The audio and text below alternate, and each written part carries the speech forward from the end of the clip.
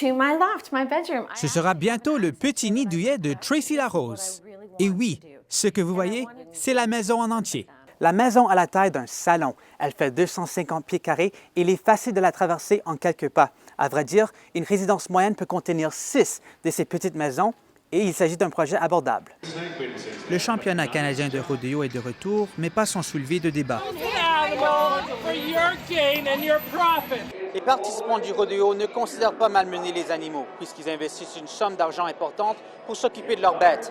Une somme d'argent qui vient de leur propre poche. Ils ne reçoivent aucune contribution pour leur participation, à moins de gagner. Vous êtes peut-être habitué à un repas généreux que prépare votre grand-mère pour l'Action de grâce, mais jamais aussi gros que celui-ci.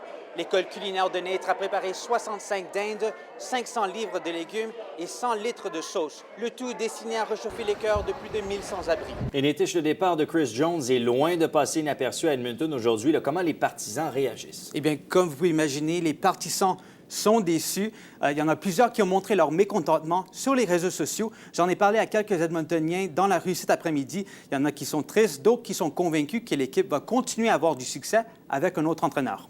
Nitish, d'abord, désastre agricole, ça sonne grave. Est-ce qu'on doit s'inquiéter? Ça sonne grave, mais non, justement, il ne faut pas s'inquiéter. Selon la Société des prêts et assurances agricoles de l'Alberta, la déclaration a été faite en tant que mesure administrative. On a vu que c'est à Edmonton où il coûte plus cher au pays pour passer son test d'évaluation du français. Oui, justement, si on revient à ces chiffres, on peut voir que les nouveaux arrivants francophones déboursent une somme d'argent assez importante pour faire leur examen et devenir des résidents permanents en Alberta.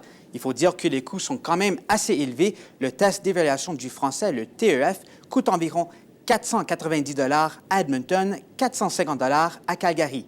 Le centre d'accueil et d'établissement estime que 400 nouveaux immigrants francophones sont arrivés en 2015. C'est en Alberta qu'on retrouve la troisième plus importante population francophone au pays, avec plus de 78 000 personnes qui parlent le français au quotidien. Ici Nitish Bissonou, Radio-Canada, Edmonton.